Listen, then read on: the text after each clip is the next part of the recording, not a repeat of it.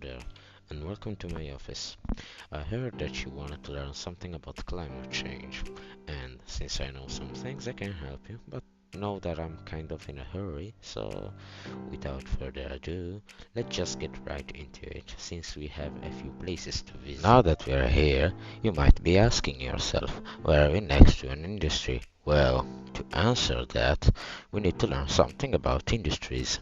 Industries have been producing a lot of products of various kinds, like, for example, tablets and phones. But to produce those products, they have been burning fuels to power their machinery and release smoke in the air, as you can see in that chimney.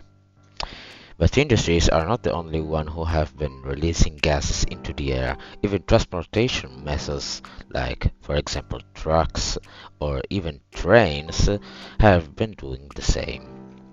Now, you might be wondering, what does this all have to do with climate change?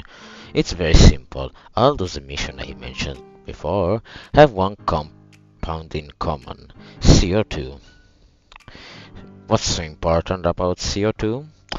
The fact that it plays a big role on why global warming is still a thing.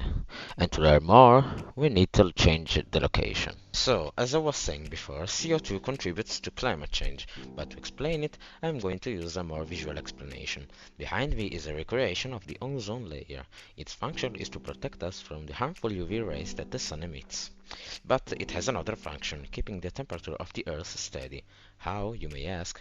Well, when the sun rays hit the ozone layer, the UV rays get deflected, while the light and heat of those rays keeps on going inside of the atmosphere.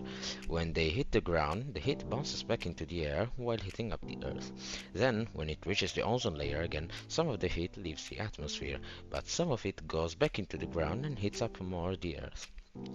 But with CO2 being released in many ways and big quantities, the ozone layer has gotten more and more dense. What does this mean? In a few words, the amount of heat that gets trapped into the atmosphere is higher, meaning the Earth heats up more than usual, causing this climate change. With that said, I think that knowing you, we can go straight into the solution to climate change, since you said that it was something that you were interested in. Alright, now that we have returned to my office, we can talk about some solution that we can do in our day-to-day lives.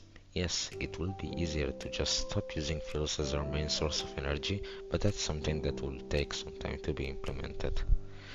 What we can do is change some aspects of our life to be more eco-friendly, like for example, go to close places by foot or with a bicycle instead of driving with a car, buying food that is made locally and not brought from far places, and consider if you really need something or just want it and can not buy it. All of this action might seem like nothing, but if all of us learn to do even one or two of them, we could be able to make big changes in this world. So I guess that sums it up. I hope it was enough for what you had to do, but I gotta go. I have some papers that are waiting for me. See you next time.